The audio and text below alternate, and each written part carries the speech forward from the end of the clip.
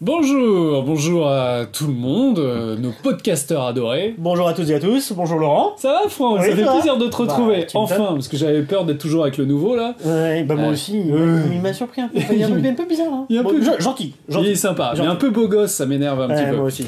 Alors aujourd'hui, on va parler d'un jeu... Enfin, on est en novembre, donc les périodes de Noël arrivent. Ouais. Je pense qu'il est temps d'offrir des cadeaux aux plus jeunes d'entre nous. Voilà. Et ben pensez utile, pensez jeu de rôle. Exactement. Alors aujourd'hui, on va vous parler de... Alors, on est d'accord, c'est un jeu qui est arrivé un peu de nulle part. Hein. Ça s'appelle Oui. D-Start ou D-Start, mais en même temps c'est français, donc D-Start. Voilà. Voilà. Parce que nous, on n'a peur de rien. Une bonne boîte. Une bonne boîte. Alors, on va faire très très simple. Aujourd'hui, il va y avoir énormément de complicité entre nous deux. C'est-à-dire que Franck l'a lu, moi absolument pas. Tout à fait. Donc je vais passer 10 minutes à me taire et à te poser des questions Non. complètement bêtes. C'est ça? Mais non, pas du tout. Tu ne Alors. poses jamais de questions bêtes, Laurent. Alors, la première question, qu'est-ce que D-Start?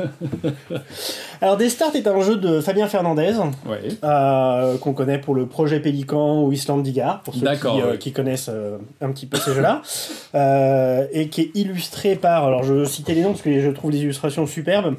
On a Sabrina Tobal, mon ami Raja, dont je ne prononcerai pas le nom parce que je ne veux pas le vexer, Jean-Marie Noël et Estelle Panel, qui ont fait un superbe travail sur le jeu. Voilà, moi j'aime beaucoup. Et Fabien a annoncé le jeu comme ça fin août, en disant bah en septembre, je sors une boîte, un super kit de démarrage pour le jeu de rôle. Comme ça. What? Alors c'est sorti chez Matago, je sais plus. Enfin, je sais pas comment ça se prononce, mais. Écoute, on va la faire à français, c'est D-Start sorti chez Matago. Voilà, Ah, c'est ça. Voilà, ça va être plus simple. Voilà, pour nos auditeurs francophones principalement. Et c'est une boîte qui est incroyablement remplie et qui fait plein de choses. Alors, premièrement, comme son nom l'indique, D-Start, c'est une boîte de Alors, démarrage. j'allais dire initiation. Ah non. C'est ça. Non.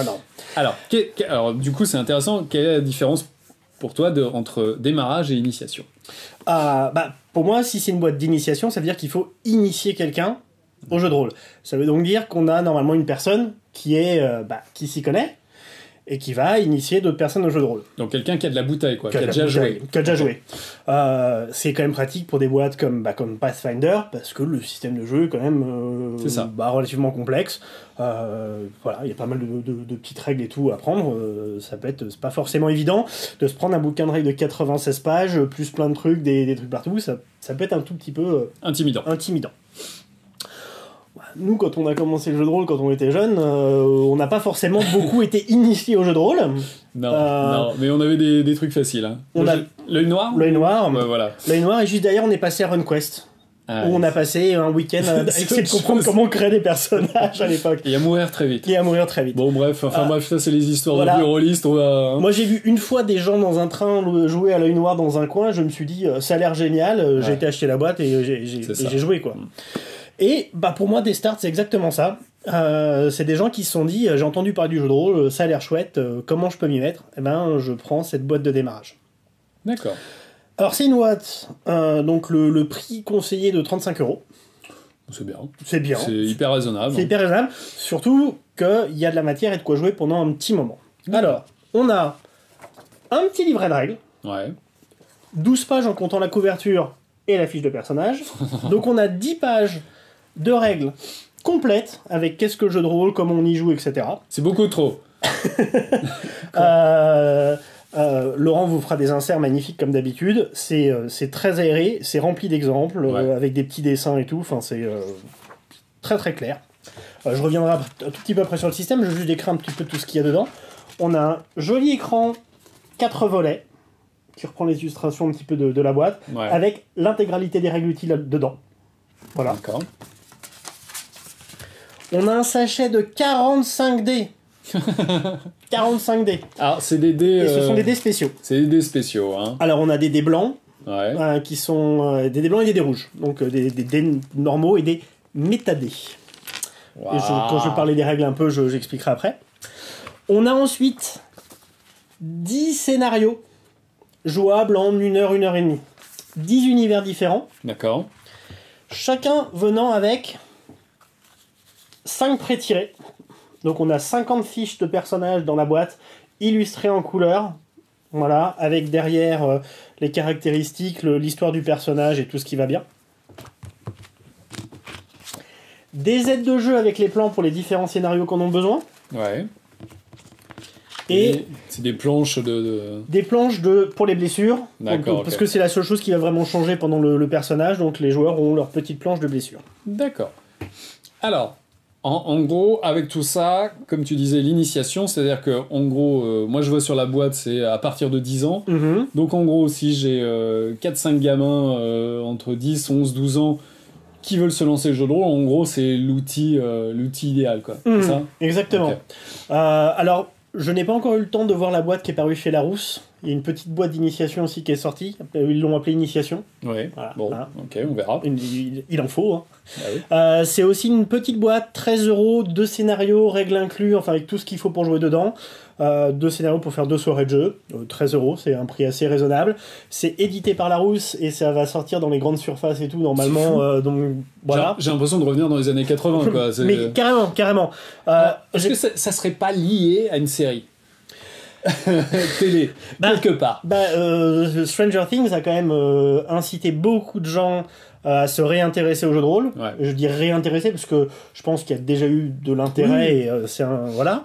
Les gens savent ce que c'est que Donjons et Dragons en général, par les jeux vidéo, par les films. Des films Donjons et Dragons? Il paraît. Et donc oui, il y a forcément un intérêt qui revient. Et bah voilà, des jeunes qui jouent au jeu de rôle tout seuls dans leur cave, ça peut inciter d'autres gamins à s'y remettre. L'émotion, j'ai l'impression de revenir 20, 30 années en arrière. Ouais, c'est ça. Bon, bref. Donc ouais, je pense que Stranger Things n'est pas étranger, n'est pas une chose étrangère à ça.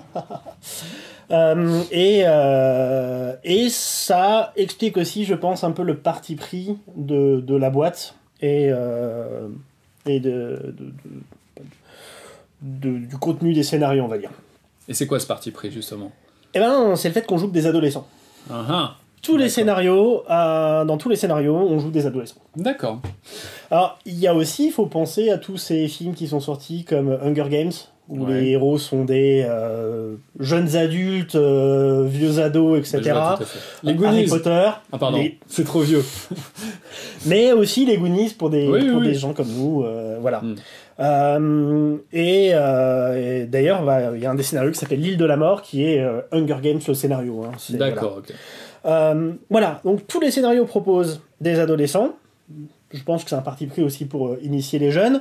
Mais quand on voit que l'engouement pour Stranger Things il est multigénérationnel, que dans les rayons manga de la Fnac, c'est pas que des adolescents qu'on voit lire les Naruto et autres, c'est vrai, ou les Teen Titans ou tout ce genre de choses, je pense que les adultes se rappellent très bien de ce que c'est qu'avoir été un adolescent. Et après tout, on fait du jeu de rôle, donc jouer quelqu'un de différent, c'est pas non plus gênant. Et je pense que c'est plus facile que si on demandait à des enfants de jouer des adultes. Oui, d'accord, je vois ce que tu veux dire. Donc, on a ce petit dénominateur commun de l'adolescence qui va parler à tous les gens autour de la table. Et alors, ça va pas forcément plaire à tout le monde. Voilà. Dans ce jeu, on joue des ados. Enfin, on joue que des ados, quoi. Dans les scénarios qui sont fournis dans la boîte. D'accord. Parce que le jeu, dans les règles de jeu, il y a des règles de création de personnages. Ouais. Chacun des univers, à la fin du scénario, on peut évoluer, ouvrir. Et le but, c'est que les gens, après, se prennent en main et adaptent d'autres choses pour avancer. Et quand je dis adaptent d'autres choses, c'est parce que les scénarios sont quand même relativement communs. Alors, est-ce que c'est un défaut ou pas du tout? C'est une critique? Alors, c'est une critique parce que je suis un vieux de la vieille. Ouais. Et que, voilà, ça c'est Hunger Games. La chute de la maison Usher, Kusher. Voilà. La libération des mutants, X-Men. Ouais. Zombieland. Sauver Willy. Kung Fu Master. Là, on Kung Fu Panda. Enfin, bref, bon. Pourquoi pas? Mais on est plus dans Avatar, Maître de l'air. D'accord, ok. Voilà. Le seul scénario qui soit vaguement médiéval fantastique, ce sont des joueurs qui sont coincés dans un MMORPG dont ils peuvent pas sortir. C'est comme le dessin animé Donjons et Dragons, quoi. Comme le dessin animé Donjons et Dragons, la boucle est bouclée. Hein. Voilà, et puis beaucoup de trucs japonais sont sortis là-dessus, etc. Les Trois Mousquetaires et Star Wars. Voilà. Ah non, j'en ai oublié un. Ils sont tellement petits, ils sont assez fins donc. Ah bah c'est Harry Potter. Voilà. L'école des mages, le titre. D'accord. Bon. Et en fait quand tu dis commun, c'est parce que ça utilise en fait toutes les ficelles dont nous on a l'habitude. Exactement. Ok, d'accord. Le scénario Star Wars, ce sont des cadets on va dire d'une rébellion qui essaye de récupérer des plans d'une base. On est comme... Je vois pas. Voilà. Je vois pas. Alors, encore une fois, donc pour des gens qui ont de la bouteille, jouer des adolescents dans des scénarios qui sont relativement éculés pour des gens qui ont lu, ça n'a aucun intérêt. Encore une fois, c'est une boîte de démarrage. Moi, j'ai vu des gens, parce que j'en avais parlé sur les réseaux sociaux, qui l'ont acheté, qui ont dit « Ouais, enfin, franchement, on joue que des ados. » Oui, c'est une boîte de démarrage. C'est fait pour, les gars. J'aime bien... C'est pour ça qu'on fait ce podcast sur cette boîte, c'est pour dire que c'est du démarrage. Voilà, exactement. C'est à partir de 10 ans. L'avantage pour moi que ces scénarios soient aussi communs, c'est que pour des jeunes qui débuteraient, c'est assez facile de se dire « Ah, c'est du Harry Potter, je vois à quoi ça ressemble. » D'accord, ok. Je sais comment... En fait, c'est référencé, en fait. C'est référencé, complètement. Et donc, voilà, celui qui va faire le maître de jeu se rappelle des escaliers qui tournent ou des portraits qui parlent, et c'est beaucoup plus facile d'intégrer dans la description et dans l'interaction avec les joueurs des choses qui vont aussi parler aux autres joueurs, parce que ce sont des choses assez communes. C'est dirigiste ou pas ? Les scénarios sont très linéaires, mais ils sont prévus pour être joués en 1 heure. D'accord. Okay. C'est aussi pour ça. Souvent, c'est 3 scènes, ça s'enchaîne assez bien. 1 heure, 1 heure et demie sont les retours de l'auteur sur les salons. D'accord. Mais c'est bien. C'est aussi le jeu parfait emmené en convention pour faire jouer sur le coin d'une table des petits jeunes qui passent par là et à qui on veut apprendre le jeu de rôle. Bien sûr. Voilà. Donc ça, c'est vraiment excellent. Oui, enfin voilà. Donc pour moi, les 2 défauts qui ont été remontés, qui sont de réels défauts pour des gens qui ont de la bouteille, sont pour moi des volontés de design. D'accord. Parce que c'est une boîte de démarrage. D'accord. Alors maintenant on sait. Je crois que je radote. Oui, non, tu radotes pas, mais maintenant on sait à qui ça s'adresse et pour qui en fait. Maintenant le système alors. Oui. Oui, j'adore le système. Alors comment est le système ? Le système est ultra simple, mais je le trouve pas simpliste. Je le trouve extrêmement intéressant. Les personnages sont définis par 2 caractéristiques, corps et esprit. Physique et mental. Bref, pareil, voilà. Physique et mental. Qui valent entre 1 et 3. Ouais. Et on a 4 points en démarrage. Donc c'est facile, on a 1 à 3 ou les 2 à 2. Voilà. D'accord, ok. Extrêmement simple. On a 2 avantages et un désavantage. Chose qu'on sait faire, des choses pour lesquelles on est moins bon. Et donc on va lancer autant de petits dés blancs qu'on a de valeur dans la caractéristique. Ouais. La moitié des faces ont un point noir. C'est un succès. Ouais. L'autre moitié n'en a pas. C'est pas un succès. D'accord, ok. On compte le nombre de succès et c'est la difficulté à atteindre. Si on a un avantage qui s'applique à la situation, on a un succès automatique. Si on a un désavantage, on a un échec automatique, c'est-à-dire on retire un succès du tout. Voilà. Ouais, donc c'est simple. Donc c'est simple, mais ça implique au personnage qui a un historique et une histoire de comment je fais intervenir mon avantage dans le jeu. D'accord. Et donc on est dans le côté un petit peu justement narratif et pas juste une simple liste de compétences qu'on applique ou qu'on n'applique pas. Donc ça c'est assez intéressant. Ça permet d'avoir aussi un côté un petit peu plus ouvert sur les différentes pratiques du jeu de rôle. Je trouve intéressant à ce niveau-là. Et t'as vu, il y a plein de dés rouges. Oui, j'allais te demander, c'est quoi ces dés rouges ? Les métadés. Ça fait très, très metagame, ça fait peur. C'est ça. Alors les métadés ont 2 faces avec 2 succès, 2 faces avec 2 échecs et 2 faces avec rien du tout. D'accord. C'est quand même une grosse différence par rapport aux dés de base. Ils interviennent quand les personnages ont des blessures. Donc tu vois, sur les cases de blessures, on voit les dés qui apparaissent. Ça veut dire que quand on est blessé, il y a d'un côté, on a des chances de rater son action parce qu'on est blessé, mais aussi l'adrénaline. On est la John McClane, tu vois. On va quand même faire des trucs qui sont... on va se dépasser et on va faire des choses beaucoup plus énormes. Dans l'école des mages, l'utilisation de la magie, en fait, la fatigue implique d'avoir des métadés supplémentaires. D'accord, ok. Et il est indiqué que toutes les 30 minutes, on donne un métadé à chaque joueur et ça en fait ça accélère le rythme parce que ça provoque des péripéties à cause des échecs et des grosses réussites. D'accord. Ça accélère aussi l'histoire ou pas? C'est Ouais. peut-être pour ça que ça fait. C'est sur 1h30. C'est ça. Et globalement, vous voulez que la partie dure plus longtemps, bah vous donnez un peu moins de métadés et vous pouvez diluer un petit peu. Vous pouvez à la rigueur inclure des repos qui en font perdre. Et là, vous pouvez avoir des parties qui dureront plus longtemps. Oui. Bon, ok. Donc c'est un aspect un peu narratif, mais simple en fait. Mais d'accord. Très simple et ludique. Et ce côté, avoir le dé qui peut exploser, faire des trucs complètement hallucinants. Pour ceux qui aiment le dé explosif de Savage World, qui va provoquer des trucs complètement ahurissants de temps en temps, ça c'est Fast, Fun and Furious. Voilà, c'est tout ce que j'avais à dire. Il y a un petit côté, on va faire Savage World, on va dire ce qu'on en pense. Un jour peut-être. Ah ouais, ok. Je crois que tu avais quelque chose à dire sur les personnages, c'est-à-dire que... Oui. Attends, je remonte, mais on va voir aussi, on verra en plus grand, à un moment donné. Alors, qu'est-ce qu'il y a de spécial là-dessus? Il y a donc 5 personnages par scénario. Ouais. Et par souci de la parité homme-femme, ce qui est un peu bizarre sur un nombre impair, il y a 2 personnages masculins, 2 personnages féminins et un personnage neutre. Neutre, c'est-à-dire que, par exemple, pour l'école d'image, il y a un personnage qui s'appelle Jack Kitty. Et donc, on peut jouer comme un Jack ou comme un Kitty, comme on veut. Okay. Et le personnage est écrit derrière de façon extrêmement neutre. Que ce soit un garçon ou une fille, ça n'a pas d'importance, c'est un personnage. D'accord. Et donc, ça permet, si autour de sa table, on a plus de garçons ou plus de filles, ou des gens qui veulent jouer plus de garçons ou plus de filles, ça permet de faire les choses bien. Surtout que, comme je vous l'ai dit, règle de personnage, c'est 4 points répartir sur 2 valeurs, choisir 2 avantages, un inconvénient. Les gens qui veulent se créer leur personnage, c'est très rapide. Ok, bon, ça me paraît bien. Donc, en gros, pour comprendre, si j'avais à résumer, c'est... Non, parce qu'il y a beaucoup de papas qui ont leurs enfants et qui vont les initier. Ouais. Là, c'est plus une boîte qu'ils donnent à leurs enfants et ils les laissent jouer, ils les laissent découvrir tout seuls. C'est comme ça qu'on pourrait le voir. Tout à fait. Il y a d'autres jeux pour lesquels on peut le faire, qui ne sont pas forcément très compliqués. Je pense par exemple Chronique oubliée, qui avait une boîte d'initiation à l'époque. Il y en a une autre là qui... Ouais, elle est sortie. C'est pareil, il faudra que je me fasse 12 violences et que je la prenne. Faut dire que j'ai donné mon ancienne boîte à mon neveu de 13 ans. Et sa remarque, ça a été... Il y a 32 pages de la règle à lire quand même. Les jeunes d'aujourd'hui. Petit con. Voilà, là il y en a que 10. Ouais.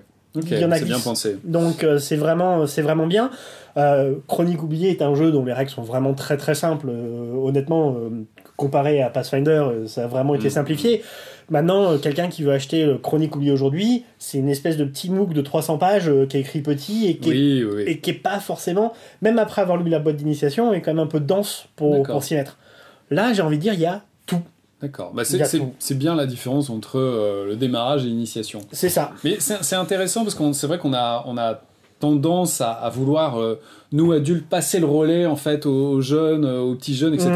Là, en fait, le relais, c'est juste leur offrir la boîte et en fait qu'ils se débrouillent et qu'ils découvrent comme nous. On a découvert en fait le jeu de rôle à une certaine époque. C'est pas des adultes qui nous ont appris. Exactement. Voilà. Ok. Et puis un dernier petit point qui est important sur ce que je disais, cette boîte par rapport à d'autres choses et pourquoi elle est bien. Souvent les boîtes, ce sont des boîtes aussi d'introduction à un jeu. Oui. C'est-à-dire qu'il y a un jeu derrière. Tous les petits kits de démarrage qu'on peut trouver gratuits, etc. Par exemple, le Star Wars actuel chez Edge, Fantasy Flight Game. C'est ça. On a une petite boîte de démarrage, puis après il y a le gros jeu. Après on achète le jeu. Ouais. Donc souvent, ce sont aussi des kits d'introduction à un univers. Pathfinder, c'est pour un univers. Chronique oubliée, c'est pour un univers. Voilà. Ce qui est un peu logique. C'est vraiment du démarrage à cette activité. Univers. À une activité ludique. C'est ça. Le jeu de rôle, quoi. On montre aux gens que le principe du jeu de rôle, c'est de ne pas limiter son imagination. D'accord.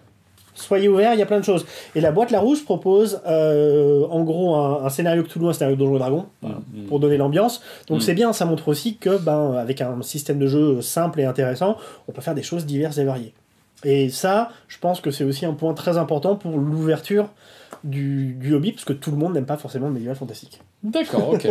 Écoute, ça me paraît pas mal.